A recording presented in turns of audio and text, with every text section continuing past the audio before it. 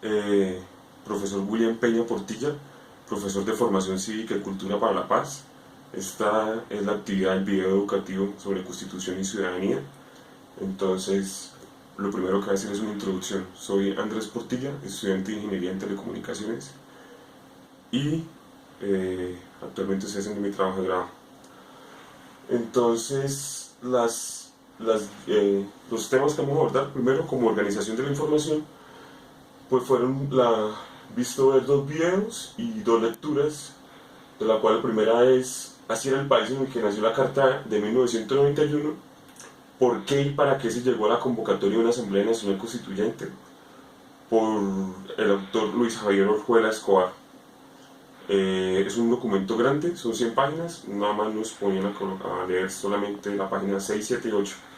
Y la segunda lectura, que son los mecanismos de protección a los derechos del contexto colombiano, por dos autoras. Entonces, en la primera lectura de ellas, Así era el país en que nació la Carta de 1991, hay que resaltar que es un texto escrito hace 8 años, es decir, a los 20 años, en el 2011, ya llevamos 8 años de haber escrito esta. Y como le decía, pues estaba conmemorando los 20 años de la Carta Magna. Su autor es Luis Javier Orjuela Escobar. Él es un PhD de Ciencia Política de la Universidad Internacional de Florida, es magíster en Ciencia Política de la misma Universidad de Florida y magíster de una universidad de Alemania en Espar. Entonces, nos plantean la guía unas respuestas o unos interrogantes a responder. El primero de ellos es, a finales de la década de los 80, ¿cuáles fueron los 3 elementos que convergen en el país para configurar la situación de crisis? Entonces, son 3 elementos. El primero de ellos fue que venía un frente nacionalista, del Frente Nacional, que tenía problemas de régimen desde los años 70. Entonces, esto ocasionó efectos negativos sobre la exacerbación del clientelismo, pues por lo que había un bipartidismo, la falta de representatividad de los partidos, pues como ha dicho, solamente habían 2 partidos, no había ni la posibilidad de un tercer partido, y pues su fragmentación. Entonces acá vemos pues el Frente Nacional, presidentes como Alberto Lleras Camargo, Guillermo León Valencia, Carlos Lleras Restrepo y Misael Pastrana Borrero. Entonces era liberal, conservador, liberal, conservador. En eso consistió el Frente Nacional, en dividir. Y esto ocasionó bastante crisis. Bueno, el segundo de ellos es un deterioro total en el orden público, en donde hay un aumento primero de la delincuencia común, segundo de los grupos armados, ilegales, y tercero y sobre todo se pensaba sobre las mafias que movían el narcotráfico.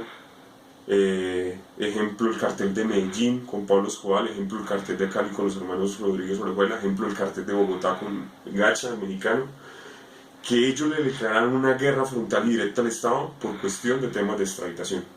Entonces vemos cómo el cartel de Medellín colocaba en Cali, en Droga La Rebaja, que eran de los hermanos Rodríguez Orejuela, bombas, y cómo los hermanos Orejuelas en el poblado, en el edificio en Mónaco, pues colocaba bombas. Entonces era una guerra frontal entre las mismas bandas y contra el Estado para impedir su extradición a los Estados Unidos. Ellos tenían un lema que era, prefiero una tumba en Colombia que una cárcel en Estados Unidos. Y como tercero, del que formó esa crisis, pues es una tendencia a la estructura económica, donde se ve la mayor desigualdad, donde están mal distribuidos los ingresos y unos altos niveles de pobreza. Como segunda pregunta, para plantear solución, ¿quiénes motivaron la reforma del régimen político?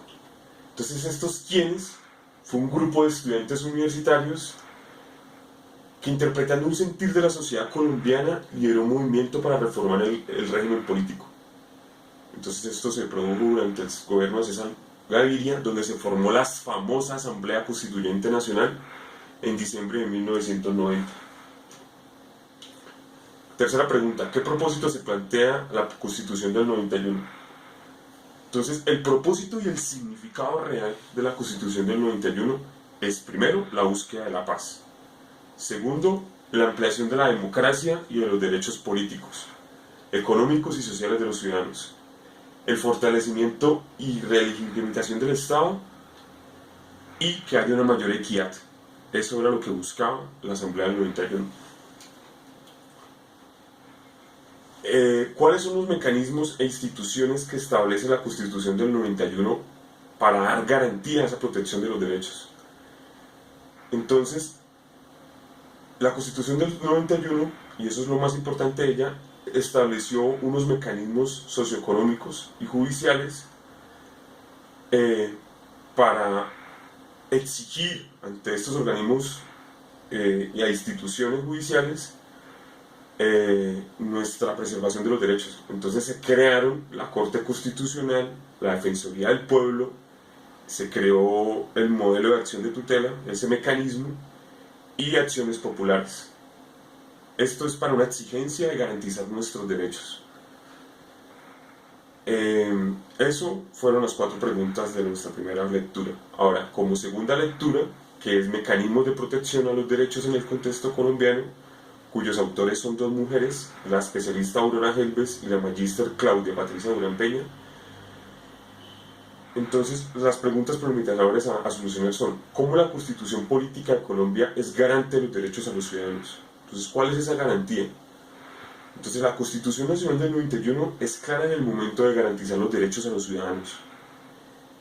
Sin embargo, cuando las instituciones quebrantan dichos derechos, entonces existen unos mecanismos de protección ciudadana, los cuales son contemplados en la misma Constitución.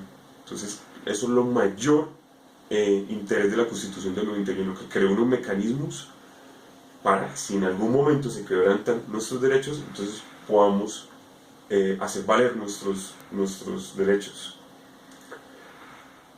Entonces, esta aplicación de estos mecanismos de protección se ejerce mediante acción judicial, y el propósito fundamental es corregir o erradicar la falta de institucionalidad que puede llegar que el Estado nos desampare o una indefección. Entonces, por eso hay un abandono, una desatención, un desvalimiento, una indefensión, una soledad, una dejadez, un descuido, una desidia, una negligencia o una retirada. Como segunda pregunta, ¿en qué consisten los mecanismos encargados de velar por lo que se protejan los derechos de los ciudadanos? Entonces, la consistencia de estos mecanismos de protección de la ciudadanía es que son instrumentos creados con el propósito de brindarle al ciudadano una protección. Vemos acá la imagen, pues, que nos represente como ejemplo, pues, que ellos se colocan una protección. Entonces, a ellos son esos mecanismos de protección, para que no haya vulnerabilidad o se nos amenacen nuestros derechos fundamentales, que son consignados en nuestra Constitución Política del 91. Tercera pregunta: ¿cuáles son los mecanismos de protección dentro del contexto colombiano? Y esa es la última pregunta. Entonces, entre los cuales vamos a explicarlos brevemente. Acá hay vamos a nombrarlos: la acción de tutela, acción popular, las quejas y reclamos, la acción de grupo, la acción de cumplimiento, el habeas corpus y la habeas data. Entonces, como el primero de ellos y el más importante de todos es la acción de tutela, que se completa en el artículo 86, que dice que la ciudadanía colombiana se ha apropiado de tal forma que usa y aplica permanentemente en su vida cotidiana para defender sus derechos constitucionales por las vías legales. Hay que mencionar que hay un plazo máximo de 15 días hábiles para que un juez manifieste a profundo una respuesta a esa acción de tutela. Como segundo mecanismo tenemos la acción de cumplimiento, que se contempla en el artículo 87. Esta acción de cumplimiento brinda al ciudadano la oportunidad de exigir a las autoridades el cumplimiento efectivo de una ley de manera rápida y eficiente. Entonces, esta exigencia va hacia las normas, que pueden ser leyes o decretos, hacia actos administrativos, hacia deberes y obligaciones de la administración pública.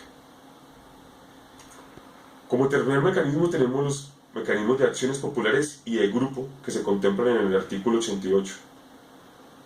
Son los derechos e intereses colectivos que recaen sobre un ambiente sano, la moralidad administrativa, el espacio público, el patrimonio cultural, la seguridad y la seguridad pública, los servicios públicos, los derechos de los consumidores y usuarios, la libre competencia económica, entre muchos otros. Estas tienen previstas que sean preventivas, de carácter preventivo, restitutivas, de carácter que se les restituya, e indemnizadoras que nos indemnicen. Y se pueden utilizar frente a toda acción u omisión de entidades públicas o particulares que nos ocasionen daños, nos amenacen o pongan en peligro nuestro derecho individual o colectivo. Pues acá tenemos esto también se contempla en la ley 472 de 1998.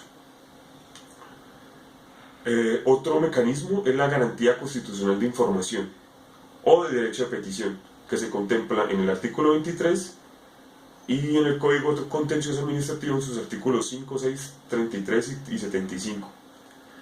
¿Qué es lo que dice el derecho de petición? Toda persona tiene derecho a hacer peticiones respetuosas de interés general o particular ante autoridades públicas o particulares que ejercen una función pública, con el fin de que sean resueltas en término perentorio y de forma efectiva.